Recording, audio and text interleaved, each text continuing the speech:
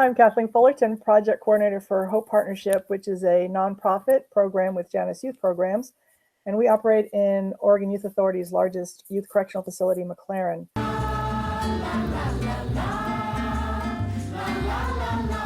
We bring in workshops in the arts, life skills, and transition services, and the videos that you're about to see really exemplify the work that we do with volunteers and partners to bring in these robust programs that develop skills, personal relationships, and personal growth and mind development for our youth and for our staff and for our volunteers. In this crazy time of COVID, we've had to be really flexible and call upon our volunteers to join us in thinking of new ways to do groups with our young men. In particular, Open Signal was able to complete their video workshop by video conferencing with us, with youth in the facility. So right now we are actually able to expand our reach to youth because we've also been able to include youth in other facilities who can join in on video conferences, especially in this difficult time when they cannot meet with their families, they cannot have personal visitors and volunteers in the facility. Check this out. You are going to be amazed. Watch these videos. Here we go. Watch this video.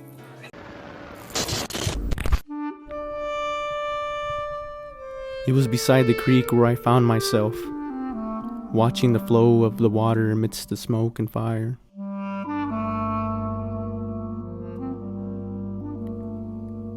The makeshift pyres for the slash brought down by the wind's fury and embers, when I heard a tree fall in the dead of the forest. I sat there, watching the glow of fire and smoke blanketing the earth and all her beauty. As I sat there beside the creek, where I found myself, watching the fleeing creatures away from this vicious force, crossing the creek to where the grass was green and stood tall. Unbeknownst to them, the inevitable. It wouldn't last long. It can only be a matter of time. So I sat there wistfully watching beside the creek, pondering how much will she endure. The heat with the fist of flames alone left death and destruction behind its rage, yet it leaves behind an unspoken statement. I've tried but haven't been able to decipher its lullaby. So I continue. I continue to sit there in the thicket of smoke and fire, where I found myself.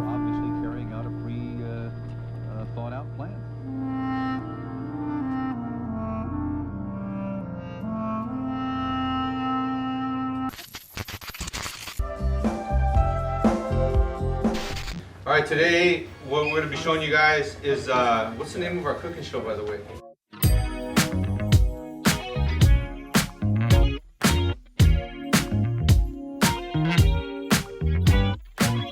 My name's Jess. I'm Justin. I'm Augustine. All right, my name is Carlos. So what are we doing today, guys? We're going to be cooking on the Cooking It Real. We're going to be showing you guys how to cook some chicken, rice, and some avocado salad. That's right. We got our ingredients here. We got cabbage, cucumber, Roma tomatoes, aguacates, some mayo, toasted sesame seed. Usually you want to use some Hawaiian sea salt, but any kind of sea salt will do the trick. So that's what we got right there.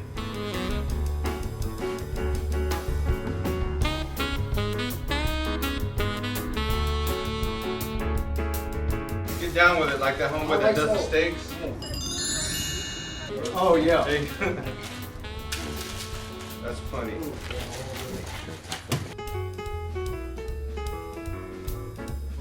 You're doing a great job, guys. Thank you. Like I said, I'm a professional.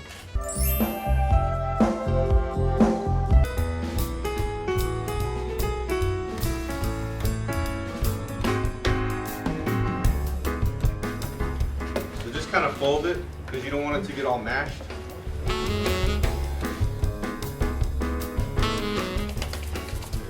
Yeah, go for it.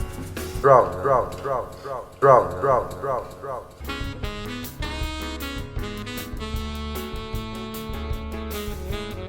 And what I usually do is I just throw a little bit of this in at a time and just kind of fold it in as you go. Go easy on the ingredients because you don't want them to get mushed. A little more of that cabbage. You want it just to get it to where it's not super wet. fold those in. Bam. What? Take those seeds out, yeah.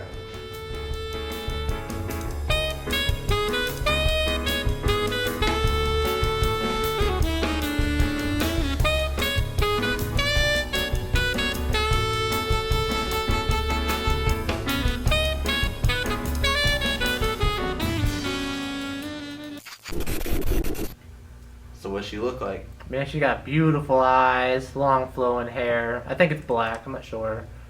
Could be hair dye. You know. I'm really looking forward to seeing her tonight.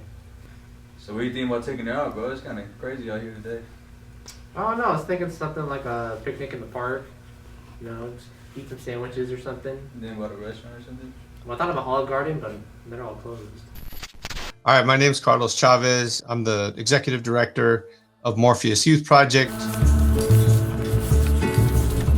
We know that there's research that's been done on art and how that opens up more areas of the brain during any kind of a learning experience. So naturally, you know, to use art as a form of learning, it's a no-brainer, no pun intended. When it comes to like building relationships and it comes to doing the type of work that both Kathleen and I do, you know, it's a really great tool for healing, for expression, for feeling like you're a part of something that's bigger than you. It's very empowering. It's able to connect people on multiple levels. And these are all the types of experiences that young people that are incarcerated and that are in underserved, you know, or marginalized populations need. You know, it's a vehicle just like this. Young people need a place that they can call their own. They need things that they can take ownership of. They need to be able to express themselves, to be noticed, you know, to take chances. Art is able to provide that in so many different ways. And to me, it's the most engaging and just the most enjoyable way to learn. Here's some stuff that we shot. If you look in this direction, here's definitely some break dancing. My name is Justin. They call me Drip. I've been breaking for about 10 years, and I started when I was in 6th grade. I thought it was really cool, to be honest. I thought the movement, just doing things that other people can't do, you know, and that's not super mainstream. I enjoyed doing something that's really underground.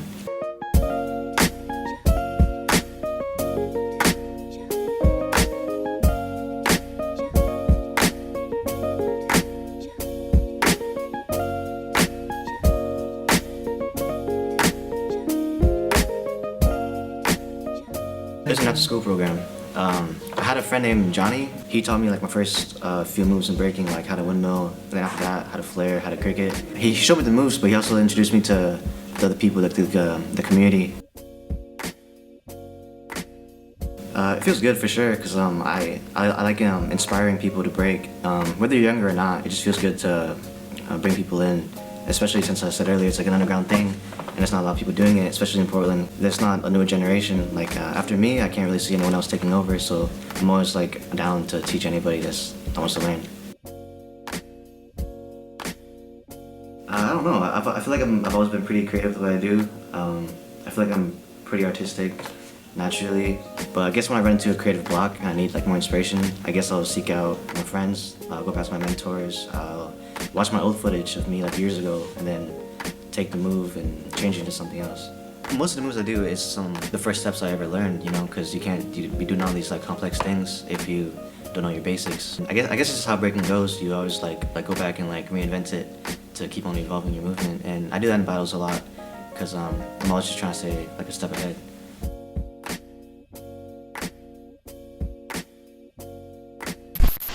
Right here we've got the ingredients for the rice. We got it, yeah.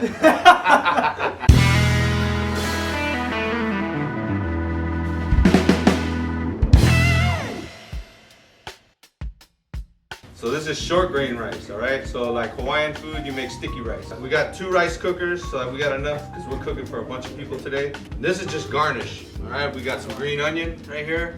A lot of times you'll see a lot of green onion getting thrown on the end of a dish, in a Hawaiian dish. But just to kind of mix it up, since we got a lot of Mexicans in here, I brought some cilantro. So, you know, that way folks don't feel left out or anything like that. They feel a little more at home trying on some of this new cuisine. So now let's jump in. With rice. rice, it really doesn't matter how much you use. As long as you know the serving is right. This 5-pound bag is gonna be for 15 servings or so.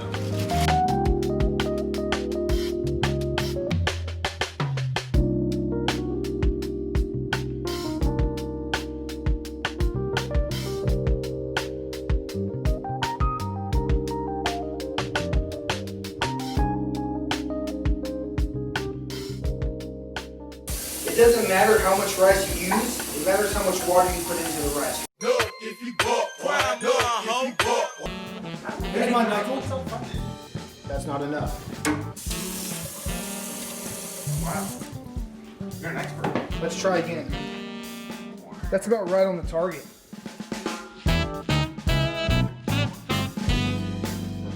Knuckle. I like cooking. Tyler.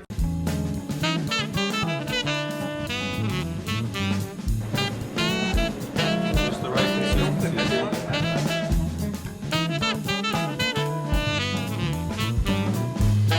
Labels everything she owns so that everybody knows that to bring that back to her when it's all done. So we'll make sure that it gets safely home after this. My name's Taylor. I'm the Director of Programs at Open Signal.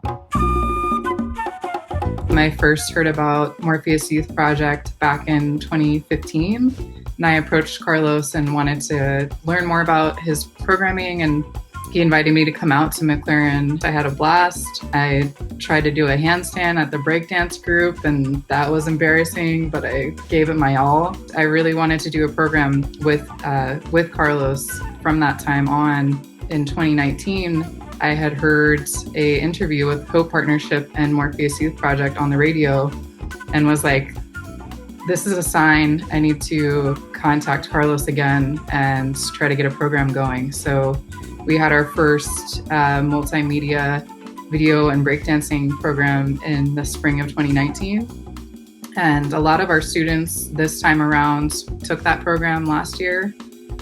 So we have a really incredible group this time around who have gotten a chance to do dance and animation and video, and I couldn't be happier with the videos that we're about to show you.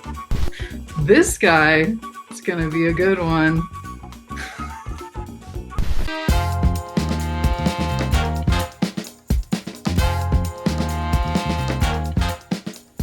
I'm the best. I'm the best. I'm the best. No. I'm the greatest. I hope I look good for this Tinder date.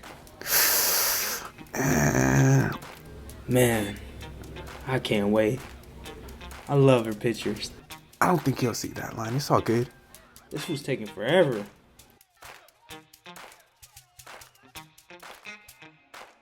What the?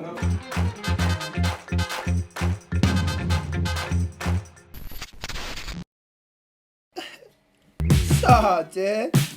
My name's Gavin. The baddest f***ing dude in the world. So put your ears up. I'm gonna tell you the saddest story of my life. Don't forget to grab a tissue. It's about my bro. I mean, he's really my soulmate. We had the radicalest handshake in the world. So the story goes, I was waiting for Justin. Well, I was whipping it like totally f***ing cool, you know? Then all of a sudden, BAM! I hit the pedal. And what was going through my mind, you see what I'm saying? I was thinking if Jace was here, he would have caught me right out the air. And I hope this doesn't mess up my hair. And I look up, and in my line of sight, I was like, whoa, there he is. And I couldn't keep from thinking, is that my bro? Is that my bro?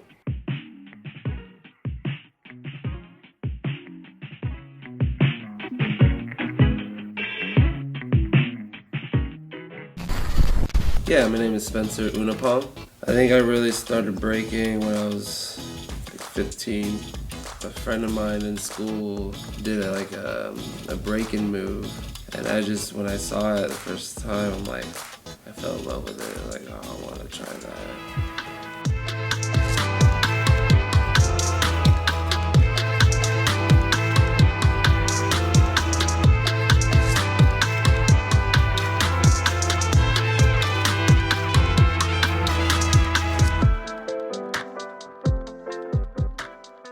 I mean, when I got into breaking, it was about breaking. During learning the breaking, I expand to other dances too.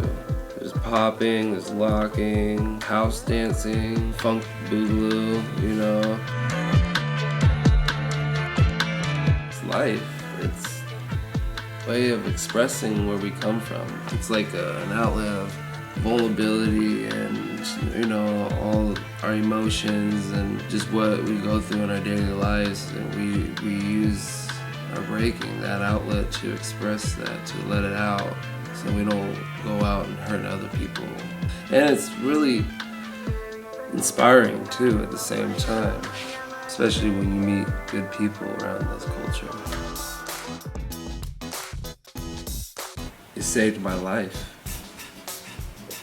It really saved my life. I was going through a lot of trauma, childhood trauma, and had no guidance on dancing in high school. And when I found it, it just glued to me and pretty much saved my life. It got me away from that bad world, you know. Well, for me, it's more like connecting.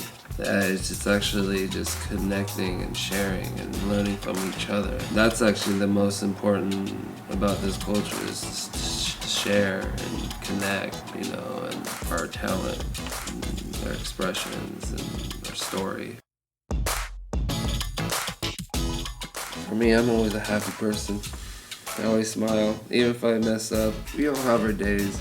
We do have to accept it and enjoy it, welcome people. That's the most important thing I love about this culture, is just connecting and having fun and making people smile, you know?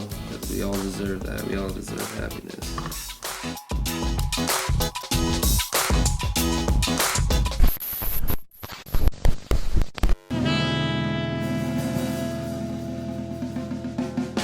All right, section number 3, chicken.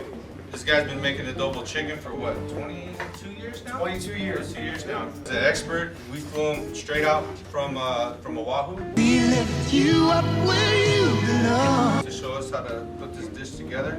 On the real though, this is a good dish for bachelors. So like when you get out on your own, you can make a real small, simple batch of this stuff real I'm quick. a bachelor.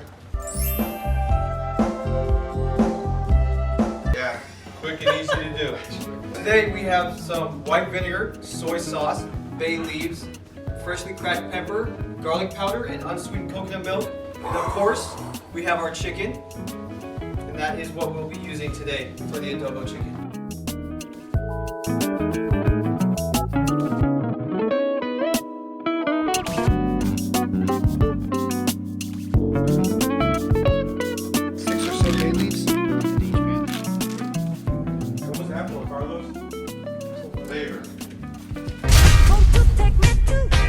Flavor Town! That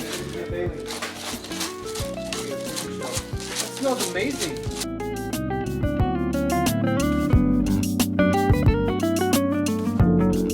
I bet Carlos here can remember when we were in high school together. Same class. I used to make this for him all the time. Class of what? Class of 2008.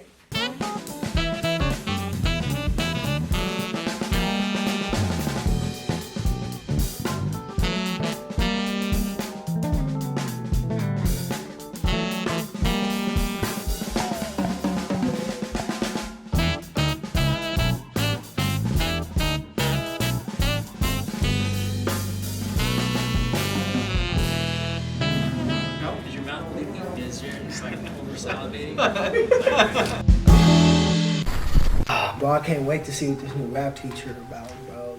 We about to get rich. We about to get rich. We about to get rich, get rich, get rich. Oh, I'm so excited.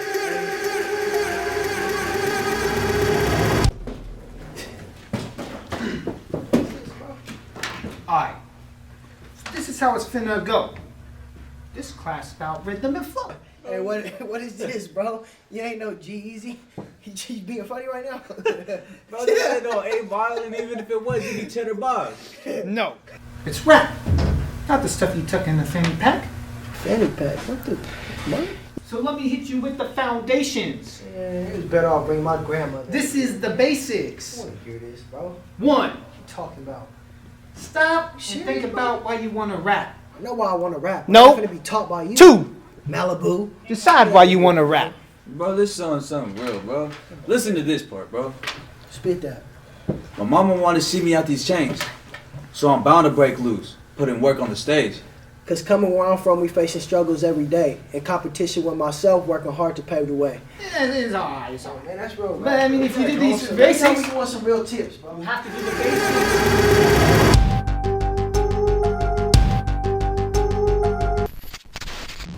Wow, you look nothing like your pictures whatsoever. Waiter, can I have some water? Waiter? Sure, sir. Oh, Here thank you you. go. Thank you. Have a nice day.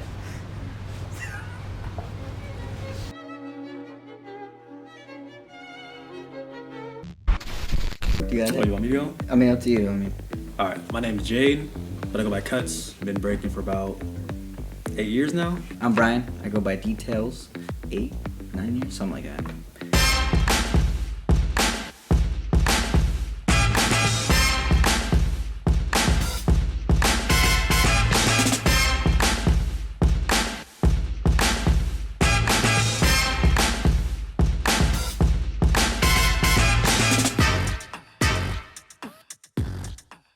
I first saw breaking, like, I was just walking around downtown with my mother, and we saw people just kicking it on the cypher, you know, like just in a circle with drums.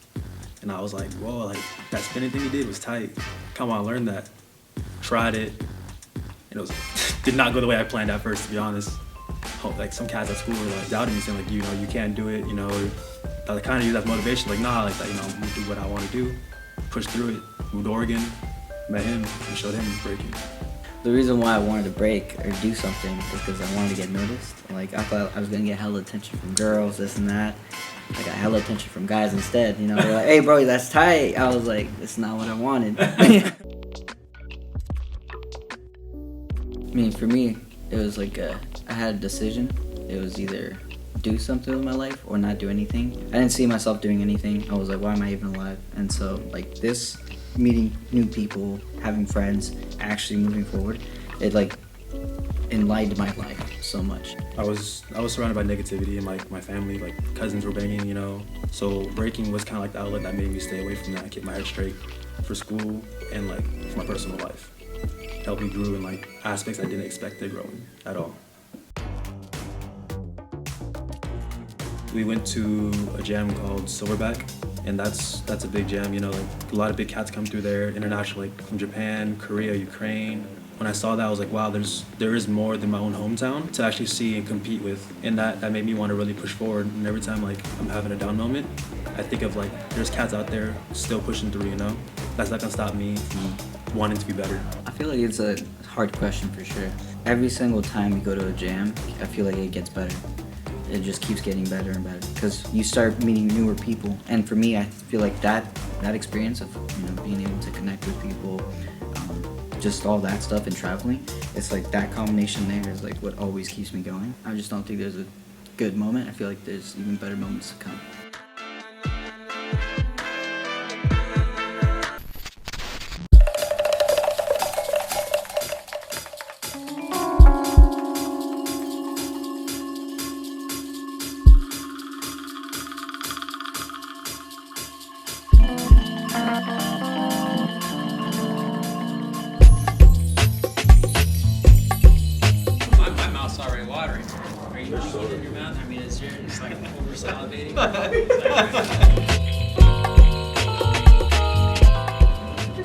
I like the slaw. See, I hate slaw, but I'm a connoisseur of cabbage. Connoisseur of cabbage. Especially stuff that looks like a slaw. And this is a heightened above a slaw. Really nicely cut. Really love the idea of the avocado in it. Good. I would give it probably a 6 out of 10. So, I don't eat vegetables. I hate vegetables, but I could eat this. I like the avocado. You know, that's a nice little bit of a healthy fats to it, you know. So, out of a 10, I would definitely give it like a 7. It's got that bitter taste to the cabbage. I like that bitter taste though. Yeah, look at that. The rice, nice. You get the little coconut flavor. It's really good. Tender chicken. Peel it off easily. I'll probably say like an 8. Really fine chicken. I haven't had anything quite like this.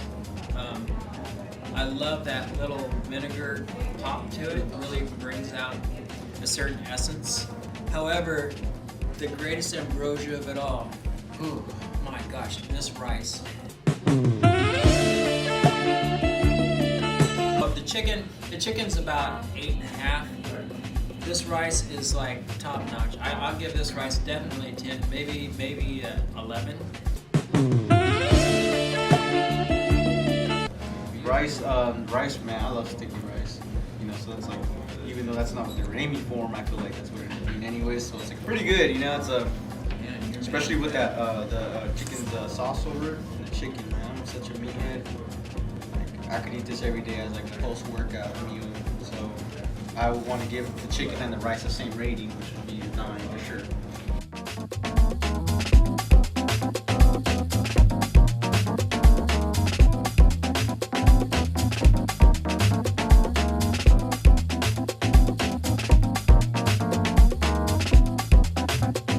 Seconds. Can we turn this off? Yes. Seconds.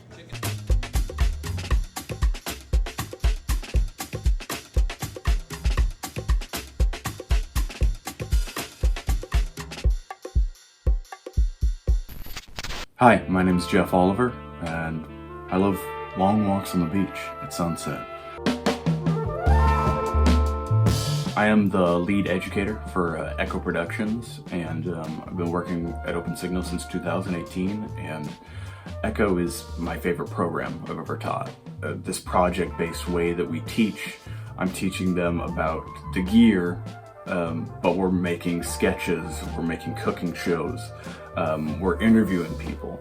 So we're getting these like real hands-on experiences, but we're keeping it fun. What you're about to see next is called Phoenix Rising. It's a film we made with Echo Productions last year. It's based on the Lakota Way. When you're working in a correctional facility, all you kind of have is these, you know, bland walls. We wanted the guys to be able to go anywhere to make this movie. So with their inspiration, we went to space. We went to all these crazy locations, just using green screen, which was so fun to be able to tell a story in a new way and to be able to teach at the same time is just incredible. So enjoy. Mi hermano bangs on the cell wall.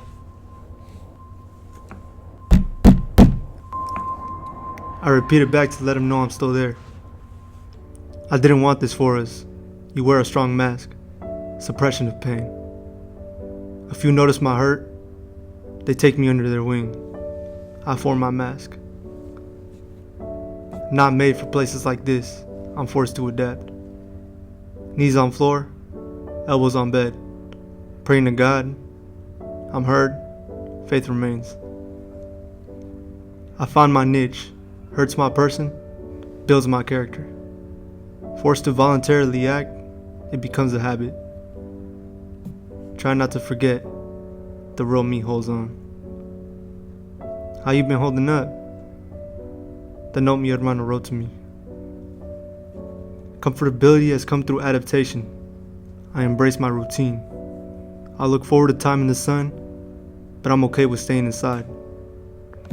Earning privileges is the goal, though punishment is usually the reward. Time flies by, time ticks slow.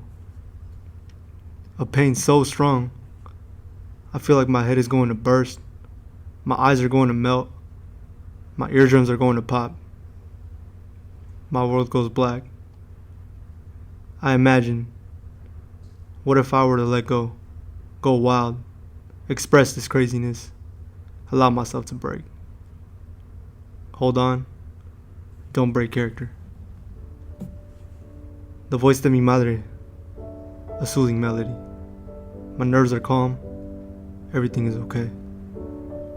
I get a sense of home.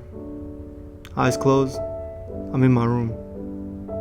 For a second, the pain vanishes.